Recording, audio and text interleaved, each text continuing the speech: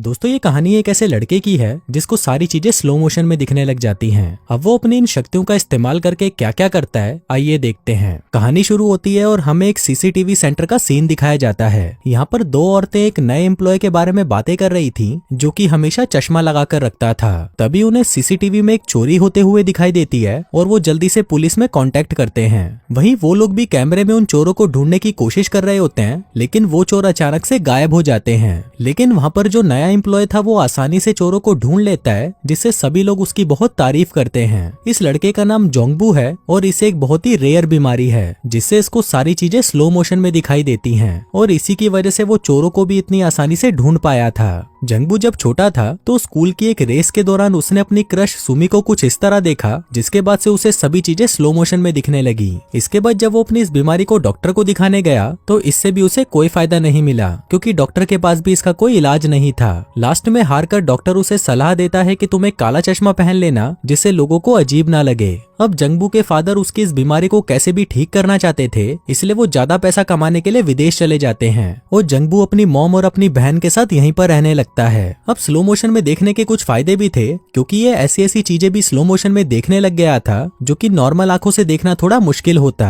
अब हर वक्त काला चश्मा पहने रखने की वजह से इसे स्कूल में बुली किया जाने लगा। वहीं इसकी क्रश सुमी भी हमेशा इसकी हेल्प करती थी, जिस वजह से वो लोग बाद में सुमी को भी बुली करने लगे, जिसके बाद सुमी ने इससे दोस्ती तोड़ दी और हमेशा के लिए वहाँ से चली गई। अब जोंगबू का ना तो कोई दोस्त था और ना ही इससे कोई दोस्ती करना चाहता था, जिस वजह से वो गुस्से में आकर अपनी आंखों को खराब करने की कोशिश करता है और पूरे दिन सिर्फ कोरियन ड्रामा देखता रहता है। इससे होता यह है कि इसे कोरियन ड्रामा देखने की आदत लग जाती है। वहीं काफी महीने बीत जाते हैं और जोंगबू के फादर एक्स्ट्रा पैसे कमाने के लिए महीनों महीनों तक घर नहीं आते। फिर एक दिन उन्हें खबर मिलती है कि एक एक्सीडेंट में जोंगबू के फादर की मौत हो गई। अब ऐसे ही टाइम बीतने लगता है और जोंगबू भी बड़ा हो जाता है। अब उसे ही अपनी फैमिली का ध्यान रखना था और उन्हें पालना पोसना था, इसलिए वो एक सीसीटीवी सेंटर में काम करने लगा, क्योंकि उसे लोगों को टीवी पर देखना बहुत अच्छा लगता था। वहीं पर हम इसके साथी योंगसू को देखते हैं, जो कि इसके साथ ही काम करता था और इससे बार बार सवाल पूछता रहता था। वहीं जोंगबू भी सिर्फ उसे उतना ही जवाब देता था जितना वो इससे पूछता था। दरअसल योंगसू ऐसा इसलिए करता था ताकि जोंगबू भी बाकी नॉर्मल लोगों की तरह सबसे बात करे और ऑफिस के बाकी लोग उसे अजीब ना समझें। लेकिन वहीं जोंगबू सीसीटीवी में देखकर लोगों के फुटस्टेप गिनता रहता है कि लोग कितने कदमों में कहां तक पहुंच जाते हैं, और इसके साथ ही वो उनकी ड्राइंग भी बनाता है। फिर एक दिन वो सीसीटीवी में अपने बचपन के प्यार सुमी को देखता है और उसे देखते ही वो उससे मिलने के लिए उसके घर चला जाता है। वहाँ पर जाकर वो देखता है कि सुमी अब बहुत ही सुंदर बन चुकी है, लेकिन बहुत ज्यादा गरीब होने की वजह से वो कर्जे में डूबी हुई है। वहीं लोन कलेक्टर रोज उसके घर पर आते हैं और उसे घर से निकालने की धमकी देते हैं। उधर जोंगबू भी उसे वहीं खड़ा घूरता रहता है और फिर उसे बिना कुछ कहे वहाँ से चला जाता है। अब इसके बाद से जोंगबू पूरे दिन सीसीटीवी पर सिर्फ सुमी को ही देखता रहता है और उसके डेली रूटीन को याद करता है, जैसे सुबह वो कितने बजे काम पर जाती है, घर कितने बजे आती है और वीकेंड पर क्या क्या करती है।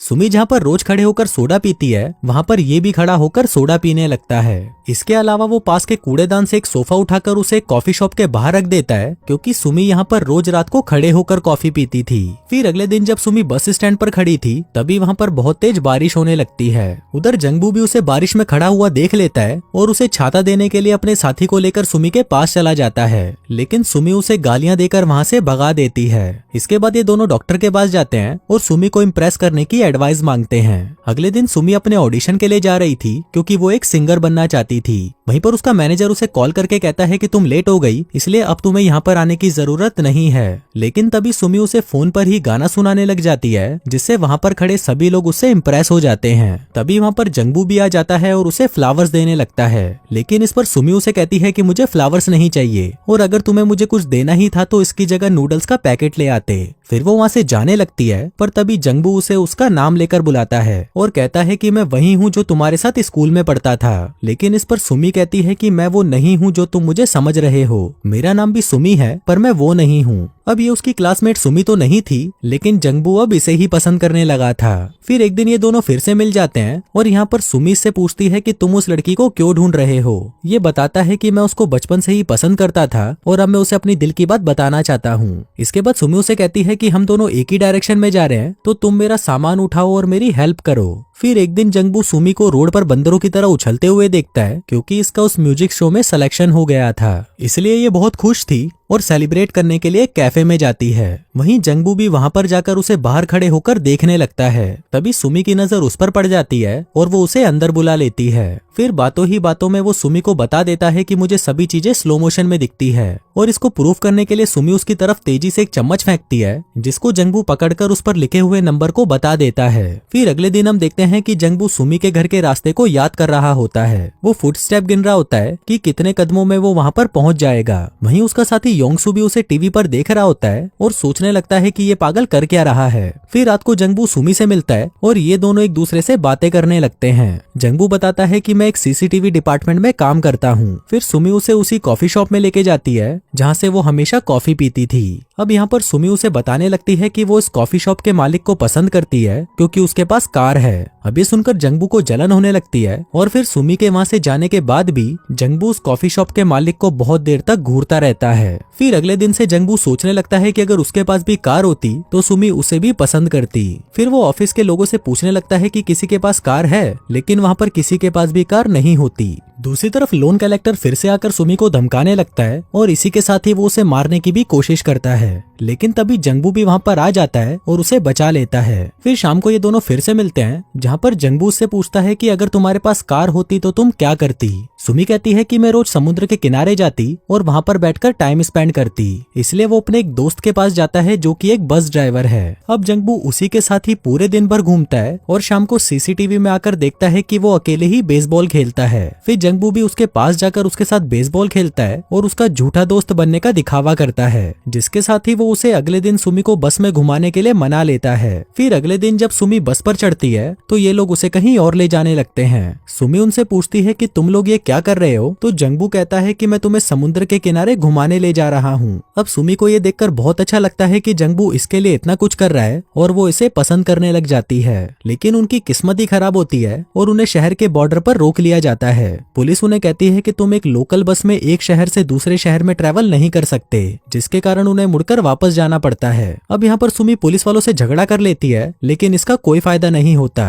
अगले दिन सीसीटीवी डिपार्टमेंट में इनका बॉस इन्हें कहता है कि आजकल शहर में लड़कियां काफी गायब होने लगी हैं, इसलिए तुम हमेशा लोगों पर नजर बनाए रखना। तभी जंगबू की नजर सुमी पर पड़ती है, जो कि सीसीटीवी से अचानक गायब हो जाती है। वो उसे ढूंढने के लिए बाहर भागता है, लेकिन तभी सुमी वहाँ पर आती है और कहती है कि मैं तो तुम्हारे साथ प्रैंक कर रही थी। दरअसल मैं ये देखना चाहती थी कि तुम मुझे ढूंढने आते हो या नहीं। इसके बाद सुमी जंगबू के पास आती है और उसका चश्मा उतारकर उसे किस करती है। फिर रात को जंगबू सुमी को उसके घर छोड़ने जाता है, लेकिन जैसे ही सुमी घर के अंदर जाती है तो वो देखती है कि वहाँ पर लोन वसूलने के लिए कुछ गुंडे आए होते हैं, जो कि उसके घर को पूरी तरह तहस नहस कर देते हैं। वहीं जंगबू भी ये सब बाहर खड़ा देख रहा था। वो उसे बचाने की कोशिश भी करता है, लेकिन तभी उसे दिखना बंद हो जाता है और वो वहीं पर बेहोश हो जाता है। कुछ देर बाद जब उसे होश आता है तब वो दोनों बैठकर बातें करते हैं। वहीं पर बिखरे हुए सामान में सुमी को उसके बचपन की कुछ फोटोज मिलती है, जो कि जंगबू ने उसके लिए बनाई थी, और ये देखकर हमें पता चलता है कि ये सुमी वही है जिसको जंगबू बचपन से पसंद करता था। फिर अगले दिन जब वो डॉक्टर के पास जाता है तब उसे पता चलता है कि थोड़े ही दिनों में वो अंधा हो जाएगा। अब ये बात जंगबू को पहले से ही पता थी, इसलिए उसने स्टेप्स गिनकर रखे थे